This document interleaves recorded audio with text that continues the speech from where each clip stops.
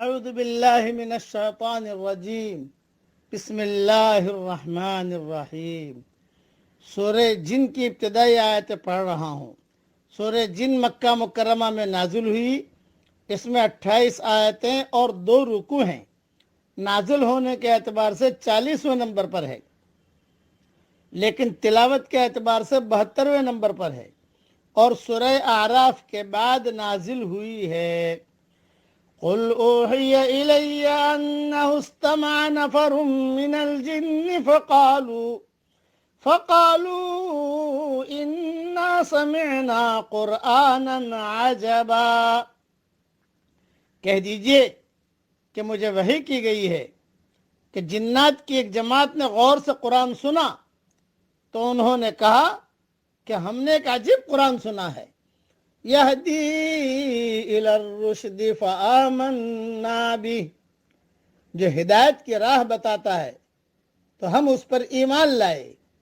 وَلَن نُشْرِكَ بِرَبِّنَا أَحَدًا، اور ہم اپنے رب کے ساتھ کسی کو شریک نہ بنائیں گے۔ وَأَنَّهُ تَعَالَى جَدُّ رَبِّنَا مَا اتَّخَذَ صَاحِبَةً وَلَا وَلَدًا، اور یہ کہ ہمارے رب کی شان بہت بلند ہے، اس نے نہ کوئی بیوی بنائی ہے اور نہ اولاد۔ وَأَنَّهُ كَانَ يَقُولُ سَفِيهُنَا عَلَى اللَّهِ شَطَطًا، اور یہ کہ ہمارا نادان اللہ کے بارے میں بہت خلاف حق باتیں کہتا تھا۔ وَأَنَّا ظَنَنَّا أَن لَّن تَقُولَ الْإِنسُ وَالْجِنُّ عَلَى اللَّهِ كَذِبًا، اور ہم نے گمان کیا تھا کہ انسان اور جنات خدا کی شان میں کبھی جھوٹ بات نہ کہیں گے۔ وَأَنَّهُ كَانَ رِجَالٌ مِّنَ الْإِنسِ يَعُوذُونَ بِرِجَالٍ مِّنَ الْجِنِّ فَزَادُوهُمْ رَهَقًا، اور یہ کہ انسانوں میں سے کچھ لوگ جنات کے کچھ لوگوں کی پناہ لیا کرتے تھے، اس طرح ان لوگوں نے جنات کو اور سر چڑھا دیا تھا۔ وَأَنَّهُمْ ظَنُّوا كَمَا ظَنَنْتُمْ أَن لَّن يَبْعَثَ اللَّهُ أَحَدًا، اور یہ کہ انہوں نے بھی گمان کیا جیسا تمہارا گمان تھا کہ اللہ کسی کو نہ اٹھائے گا۔ یہ سورہ جن کی آیتیں ہیں۔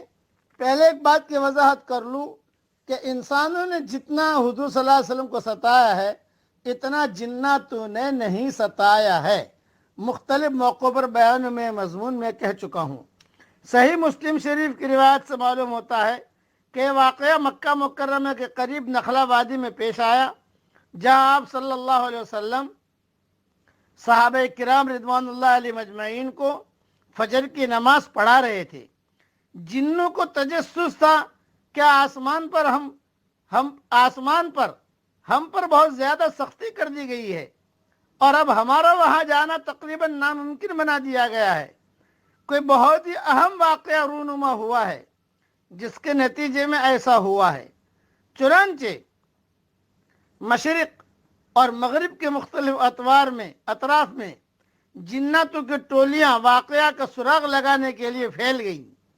انہی میں سے ایک ٹولی نے یہ قرآن سنا اور یہ بات سمجھ لی کہ نبی اکرم صلی اللہ علیہ وسلم کی بعثت کا یہ واقعہ ہی ہم پر آسمان کی بندش کا سبب ہے، اور جناتوں کی یہ ٹولی آپ پر ایمان لے آئی اور جا کر اپنی قوم کو بھی بتلایا۔ صحیح مسلم شریف میں یہ حدیث ہے۔